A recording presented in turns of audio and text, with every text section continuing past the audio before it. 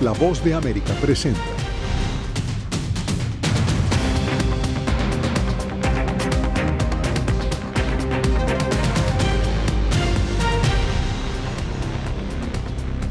Donald Trump entre la campaña presidencial y las cortes, nuestro tema de hoy en Foro de La Voz de América. Esta semana el expresidente y candidato republicano Donald Trump fue procesado judicialmente ante una corte federal de Miami por 37 cargos penales relacionados con la retención de documentos clasificados de seguridad nacional después de dejar la Casa Blanca y obstruir los esfuerzos de las autoridades por recuperarlos, según el documento de acusación. Ante la Corte, el exmandatario estadounidense se declaró no culpable de la imputación realizada por un jurado.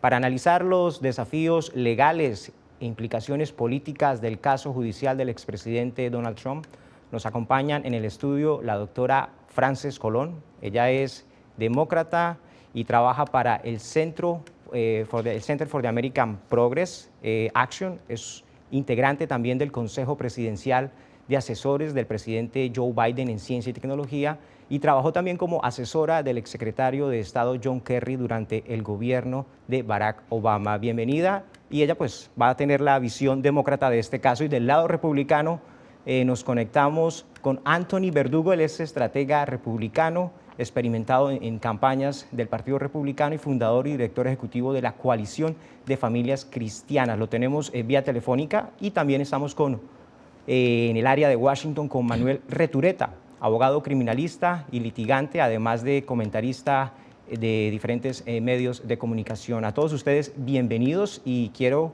comenzar con la explicación que entregó el martes, después de salir de la corte, el expresidente Donald Trump sobre la posesión de documentos clasificados encontrados por el FBI en cajas mezcladas también con objetos personales y guardadas en uno de los baños de la residencia de Mar-a-Lago.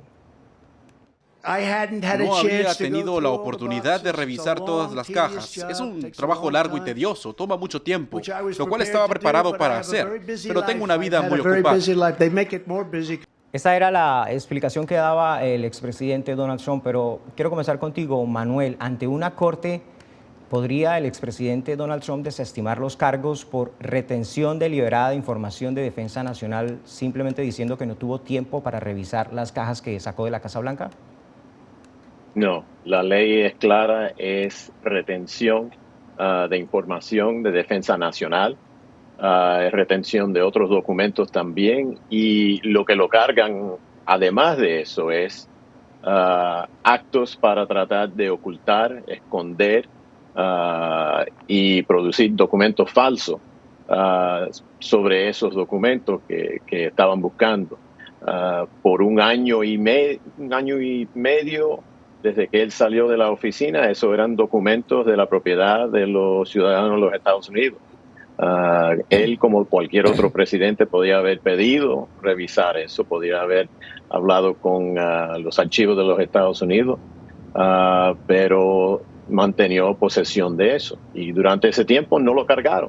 Lo cargaron cuando los archivos y entonces el Departamento de Justicia empezó a ver que había un esfuerzo para no devolverlo, por lo menos, pero también tratar de mover, ocultar y no explicar por qué seguían en la posición del presidente. Así que nada más que decir que no es porque lo puedo hacer, no, eso es como cualquier persona diciendo el dinero es mío y lo robé del banco porque yo quería ese dinero y yo podría hacer eso. Y tengo entendido que los cargos, Manuel, no son por los documentos que sí entregó voluntariamente, no, estos cargos son solamente por los que no alcanzó a entregar o se rehusó a entregar, como dice el indictment, ¿no? La acusación. Sí. Si miramos el calendario, salió de la oficina en el 2021, enero 2021, y los cargos y los documentos que se hacen, se fijan en esos cargos, son cosas que ocurrieron después de mayo de 2022. Todo lo que estaba pasando anterior de eso, las cajas que había devuelto, los documentos que había regresado a los archivos, no tienen que ver nada con este caso. Esto es sencillamente posesión de esos documentos y actos para no regresar esos documentos. Ahí está Manuel Retureta dándonos un contexto general de lo que trata el caso judicial del expresidente Donald Trump. Pero miremos cómo ha tomado la opinión pública este proceso judicial. La cadena ABC y la encuestadora Ipsos preguntaron lo siguiente: ¿cree que Donald Trump debió haber sido acusado? El 48% dijo que sí, el 35% no lo cree y el 17% no sabe. La otra pregunta que hicieron fue la siguiente: ¿cree que los cargos contra Donald Trump están políticamente motivados? El 47% dijo que sí y el 37% no lo cree y el 16% no sabe. Doctora Frances Colón, ¿está ganando el expresidente Donald Trump la batalla ante la Corte de la opinión pública, independientemente de lo que está diciendo la acusación judicial? Pues mira, Jaime, me parece que no. O sea, creo que ver que los votantes, que las personas en este país piensan que estos cargos son serios, es muy importante. Estamos hablando de quedarse con documentos clasificados de interés de seguridad nacional, los secretos más protegidos del país, sobre programas nucleares, sobre planes militares. Estamos hablando de lo que nos mantiene seguros, ¿no? Y las personas entienden que esto es un país de ley y orden, que esto es un país donde las instituciones funcionan y que nadie tiene derecho a violar la ley de esa manera. Entonces, por eso es que ven los cargos como serios. Y eso es importante en la opinión popular. Lo ven como serios, pero también dicen, pero esto es político. O sea, ¿no hay una contradicción ahí? Bueno, pero ¿qué no es político cuando estamos hablando del expresidente? Todo alrededor de él, todo es una eterna campaña política, todo se vuelve un rally, todo se vuelve una parada de campaña. Salió de la corte en Miami durante el momento en la corte y sale de la corte y va a un café y hace un rally político y le ofrece a todo el mundo comida gratis. Todo es político, por eso la percepción pública, claro, lo ve todo como político. Pero aquí estamos hablando de un proceso legal, un proceso judicial, del cual él no está exento, donde todo el mundo en este país está regido por las mismas leyes. Anthony, nos conectamos contigo telefónicamente, tuvimos una dificultad ahí con la conexión, pero según la acusación, Trump sabía de estos documentos clasificados. ¿No era más fácil entregarlos y evitar, digamos, todo este proceso judicial? Quizás, pero lo que estoy oyendo de aquí, de las dos comentaristas que están en el programa, es que básicamente tal parece, la impresión es que ya este hombre ha sido enjuiciado, ya ha sido convicto y ahora estamos esperando solamente la sentencia de él. Les recuerdo a los oyentes de que en los Estados Unidos, como funciona la ley, es que el acusado tiene la presunción de inocencia hasta ser probado culpable. Empezando por ahí. Eso es básico, eso todo el mundo lo sabe, eso no está para discusión ni debate. Presunción de inocencia para todo acusado. Y eso incluye Joe Biden, que está bajo investigación por los documentos, y eso incluye Hillary Clinton, quien destruyó información clasificada y nada le pasó a ella. Ahora, ¿cómo llegamos a estas acusaciones? Un gran jurado, que son miembros de la comunidad, que los reunieron y le presentaron evidencia. Jack Smith, el fiscal, le presentó evidencia, entre comillas, no lo hemos visto hasta ahora que lo estamos empezando a ver, de que habían crímenes cometidos. En ese proceso, gran jurado, que es secreto y que el otro lado no está, la defensa no existe para el acusado tampoco está presente, es solamente un lado que se oye. También traen supuestamente testigos, los cuestionan, etcétera. Pero eso simplemente lleva a una convicción. Y creo que eso es importante porque no podemos presumir de que la persona ha cometido ningún crimen hasta que no sea enjuiciado. Ahora, después de haber dicho eso, también hay que considerar que aquí hay 37 cargos, pero los 37 cargos, los primeros 31 es lo mismo, retención de documentos. Jack Smith lo que está intentando hacer, y creo que por eso vemos las encuestas que están a favor del presidente Trump, es que está tratando de ver cómo él consigue un cargo de los 37 que cada uno lleva entre 10 y 20 años en la cárcel, dicho sea paso, un cargo contra el presidente, sabiendo que él tiene un jurado de 12 personas que van a escoger, que no han escogido todavía, y de esas 12 personas, todas tienen que votar para convicción. O sea, tiene que ser unánime, y eso va a ser muy difícil cuando tú tienes un país tan dividido. Esto es Foro de la Voz de América, analizando las implicaciones legales y políticas de la acusación contra Donald Trump ante una corte federal. Ya regresamos.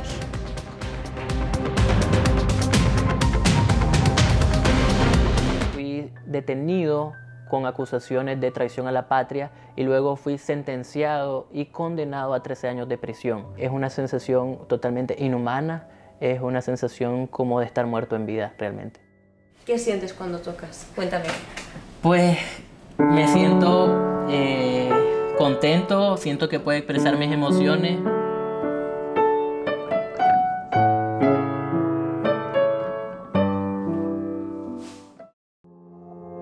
Puertorriqueños somos unos animales raros porque tenemos esta ciudadanía americana. Llegamos a Estados Unidos y nos damos cuenta que somos diferentes. Sí, tenemos un pasaporte americano, pero nuestra idiosincrasia no lo es. Si queremos hacer un mejor Puerto Rico, que es lo que buscamos nosotros, tenemos que ganarnos el respeto y la confianza de todos los sectores del país.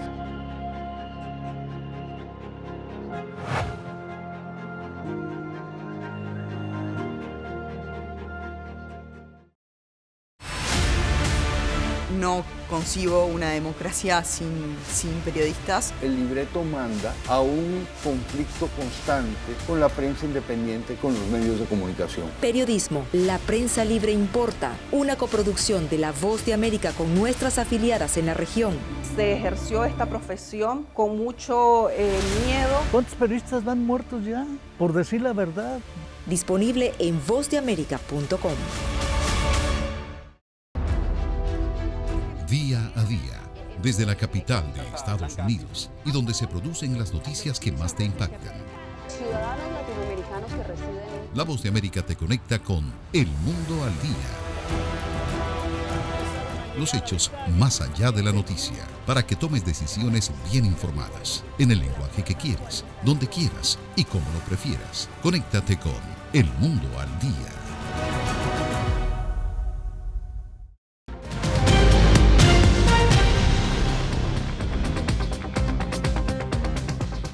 Luego de la diligencia judicial ante una corte de Miami, Trump defendió la tenencia de los documentos que se llevó de su residencia de Mar-a-Lago tras el fin de su presidencia el 20 de enero de 2021. Cualquiera que sean los documentos que el presidente decida llevarse, tiene derecho a hacerlo. Es un derecho absoluto. Esta es la ley. Eso es lo que dice el expresidente Donald Trump, pero miremos qué dice la Ley de Registros Presidenciales de 1978. Estados Unidos se reservará y conservará la propiedad completa, posesión y control de registros presidenciales al término del mandato de un presidente. El archivo de Estados Unidos asumirá la responsabilidad de la custodia, control, conservación y acceso a las actas de ese presidente que esté en ejercicio en su momento. Eso es lo que dice la ley. Doctora Frances Colón, ¿qué interés particular podría haber tenido el expresidente Donald Trump de retener estos documentos, como lo dice el escrito de acusación? Sí, es muy difícil adivinar sus razones verdaderas, ¿no? Lo que sí sabemos es que esos documentos contienen secretos nacionales de seguridad, secretos militares, secretos nucleares, y son cosas que afectan a nuestros aliados, afectan nuestra seguridad y afectan a los informantes que nos dan esos secretos para que nosotros podamos proteger a nuestro país. Entonces ahí tienes un poco de la información de por qué esos documentos quizás son tan importantes y se los lleva y los mantiene en su poder, aún violando esta ley, que la ley de espionaje es lo que estamos hablando. Estos documentos son clasificados de seguridad nacional. Entonces, no podemos especular, no sabemos sus razones, pero lo cierto es que nadie tiene derecho a llevarse esos documentos, a retirarlos de la Casa Blanca, a retenerlos en un baño, en una ducha, en un garaje, quién sabe, en dónde más. No, eso no es parte de lo que es autorizado por la ley de retención de documentos. Anthony, dice el Washington Post que inclusive el expresidente Trump rechazó los esfuerzos de sus propios abogados para evitar la acusación por los documentos clasificados, y antes de que se nombrara al fiscal especial Jack Smith, ¿qué sentido tiene exponerse a ir a un juicio en tu interpretación de qué pudo haber pasado en ese momento por el expresidente Donald Trump para exponerse a lo que está en este momento? Es libre de evidencia, o sea, no hay evidencia ninguna especulación, supuestamente fuente de información que le dijeron eso es pura especulación y rumor y yo no voy a entrar en eso. Yo quiero ir a los hechos. En 1988, la Corte Suprema, en un caso de Navy versus Egan, que era un caso en donde un empleado fue negado autorización de seguridad, la Corte Suprema en 1988 dijo lo siguiente: el presidente es el comandante y jefe del ejército y del Navy de los Estados Unidos, según artículo 2 de la Constitución. Esto fue la mayoría, que yo creo que incluso fue 9-0, si no me equivoco. La autoridad del presidente de clasificar y controlar acceso a información de seguridad nacional fluye primordialmente poder constitucional, aparte de cualquier tipo de permiso del Congreso. Entonces, básicamente, y eso no lo interpreto yo, lo interpreta Stephen Aftergood, director de la Federación de Secretos de Gobierno, los proyectos secretos del gobierno. Él dijo en una entrevista que esta autoridad le da al presidente la autoridad de clasificar y desclasificar documentos a voluntad. A voluntad. Anthony, pero hay una grabación muy clara. Sí, de esa grabación. La grabación en la acusación, nombrada en la acusación, muy claramente dice que el presidente Trump está grabado diciendo que estos documentos eran clasificados y él no los declasificó cuando era presidente y no lo puede hacer ahora. Esa conversación existe en el indictment.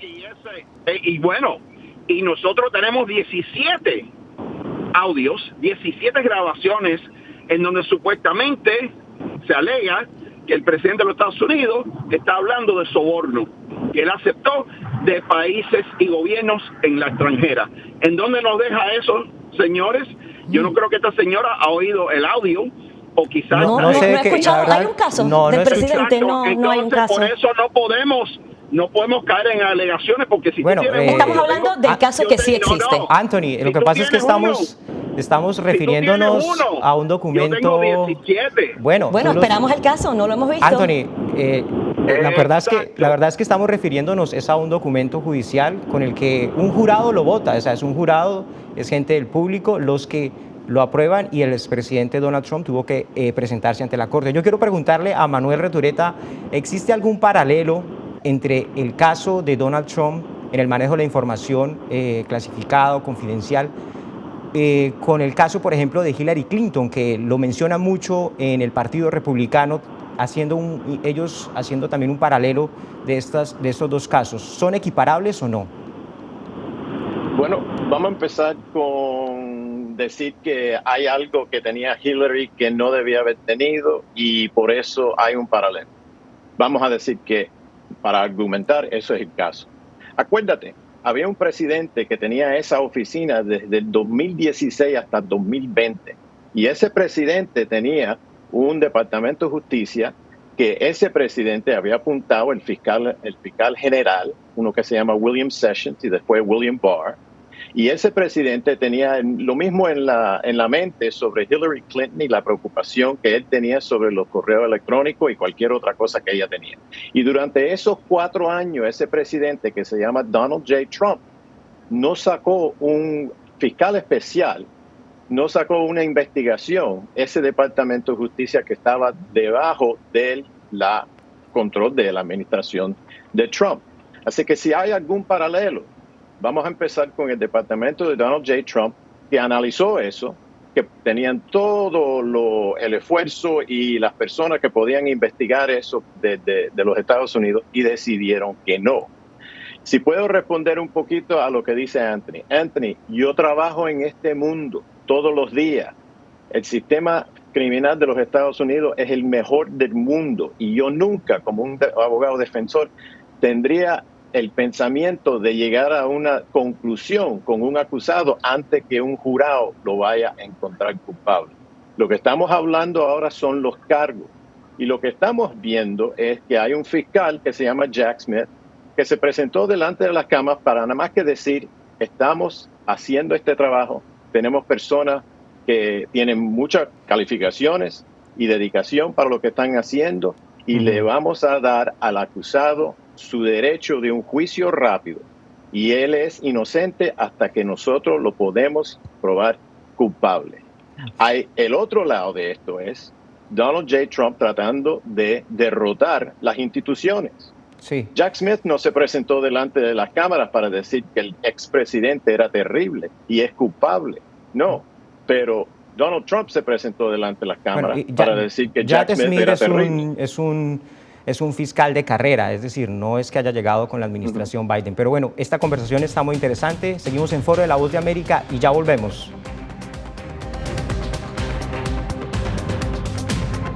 Fui detenido con acusaciones de traición a la patria y luego fui sentenciado y condenado a 13 años de prisión. Es una sensación totalmente inhumana, es una sensación como de estar muerto en vida realmente. ¿Qué sientes cuando tocas? Cuéntame.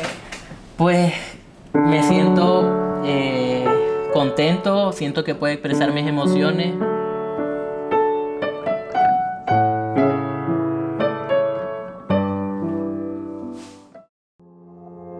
Puertorriqueños somos unos animales raros porque tenemos esta ciudadanía americana.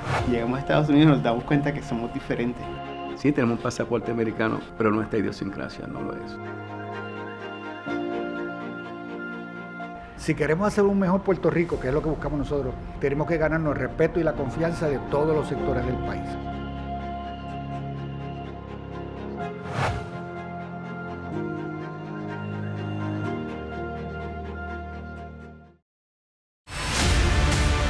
No concibo una democracia sin periodistas. El libreto manda a un conflicto constante con la prensa independiente, con los medios de comunicación. Periodismo, la prensa libre importa, una coproducción de La Voz de América con nuestras afiliadas en la región. Se ejerció esta profesión con mucho miedo. ¿Cuántos periodistas van muertos ya? Por decir la verdad. Disponible en vozdeamerica.com.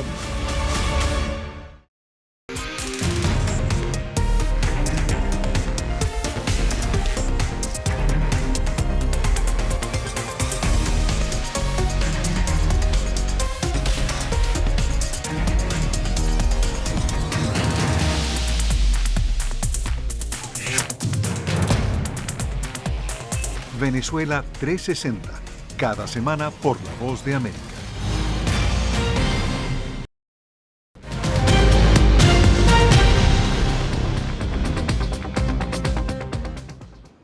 El fiscal especial Jack Smith es el encargado de la investigación del expresidente Trump por los documentos clasificados. ¿Qué tan rápido podría resolverse el proceso judicial de Trump como lo pretende el fiscal Smith? Bueno, estamos viendo un poquito. Obviamente ese día se presentó el presidente y se presentó el valet de él, el ayudante de él, Walt Nauta. Nauta tiene que regresar el 27. La juez Aileen Cannon, que es la que tiene la tarea de este caso, ya sacó una orden dándole instrucciones a los abogados que tienen que presentarse y preparar para tener contacto con la oficina del Departamento de Justicia, que tiene que ver cuando casos de esta naturaleza entran y documentos están clasificados, van por un proceso para asegurar que esos documentos no se vayan a filtrar, no vayan a dañar la defensa y no vayan a dañar el gobierno. Pero lo que esperamos es que esa juez Cannon vaya a empezar a poner un itinerario, un calendario de lo que viene para el futuro. La velocidad puede ser este año, lo más pronto, sino el año que viene. Anthony, al comienzo de la conversación mencionabas el tema del jurado. Mencionaba también Manuel la juez. Esta es una juez que fue nominada por el expresidente Donald Trump cuando era el presidente. ¿A ustedes eso les da garantías? Y aparte de eso, hablemos también del jurado. ¿No va a ser favorable o qué tan favorable puede ser la conformación de un jurado que va a salir, digamos, de un estado republicano como es la Florida? Bueno, primero le quiero dar las gracias al abogado Manuel por esa aclaración, creo que era necesario e importante. porque la presunción de inocencia para todo acusado es fundamental. Con respecto a la jueza, yo creo que es interesante que estamos especulando porque simplemente fue nombrada por el presidente Trump. Eso no da ninguna garantía. Cuando el presidente Trump fue acusado, y todavía tiene un caso en Nueva York acerca de supuestamente crímenes estatales con Alvin Bragg, el juez ahí fue nombrado por Barack Obama, y sin embargo nadie está diciendo o especulando. Con los jueces, por lo menos los jueces serios y los buenos, no debe haber ninguna garantía, no importa quién lo nombró, qué presidente y qué partido. Es decir, Anthony, ellos tienen que seguir la evidencia y a dónde señala la evidencia. Ahora, le voy a decir una cosa de Hillary Clinton bien rápido, que ella destruyó esos documentos o esos emails clasificados después de que ella tenía un subpoena. Después de tener un subpoena, tú no puedes tocar la información. Ella destruyó evidencia después de un subpoena. Y creo que sí, la administración de Trump debe haber perseguido cargos y no lo hizo, y en eso estoy de acuerdo. Y lo otro es que lo mismo que estamos hablando de los tapes de audio ahora, existen en la posesión de Bill Clinton, Anthony, el expresidente. Pero y de esos... Nunca. Esos audios que queremos escucharlo porque la gente no los conoce. Doctora Colón, ¿le da alguna ventaja? ¿Ustedes consideran que tiene alguna ventaja que el caso del expresidente Donald Trump se dé en Florida o creen que no le tendría que dar ningún tipo de beneficio a él que el caso se desarrolle allá? No me parece que debería existir ningún tipo de ventaja para ningún lado. Esto es un proceso judicial y legal que se está haciendo por todas las de la ley. Escogerán el jurado. La jueza, como dijo el abogado, ha emitido la primera orden de que los abogados se presenten al Departamento de Justicia, comenzar el proceso, habrá un calendario. En realidad estamos hablando de un proceso legal que está ocurriendo a su paso y que han dicho que van a tratar de que sea lo más rápido posible. Entonces no veo, estamos confiando en que, de nuevo, las instituciones de los Estados Unidos hagan su trabajo como las conocemos, como fuertes, como estamos en una democracia y entendemos que el proceso legal va a ser justo. De nuevo, el expresidente Trump tiene derecho a ser juzgado y si es encontrado culpable tiene derecho a ese juicio y rendir es cuentas. Solamente una etapa inicial.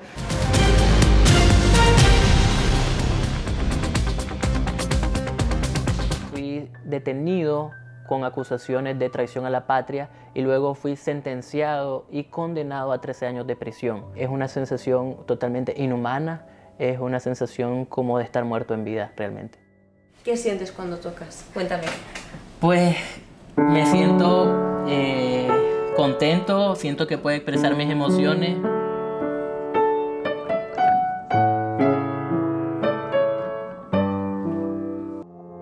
Los puertorriqueños somos unos animales raros porque tenemos esta ciudadanía americana. Llegamos a Estados Unidos y nos damos cuenta que somos diferentes. Sí, tenemos un pasaporte americano, pero nuestra idiosincrasia no lo es. Si queremos hacer un mejor Puerto Rico, que es lo que buscamos nosotros, tenemos que ganarnos el respeto y la confianza de todos los sectores del país.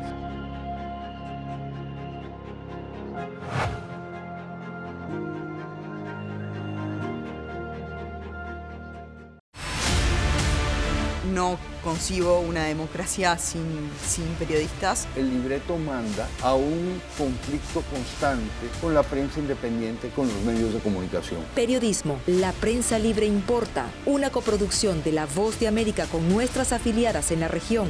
Se ejerció esta profesión con mucho miedo. ¿Cuántos periodistas van muertos ya? Por decir la verdad. Disponible en vozdeamerica.com. My twins are 7 years old, and from the first day my parents arrived, they were like, grandparents, why don't you stay here in Panama with us until the war is over?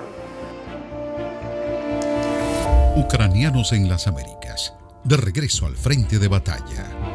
Una producción especial de La Voz de América, pronto en todas nuestras plataformas.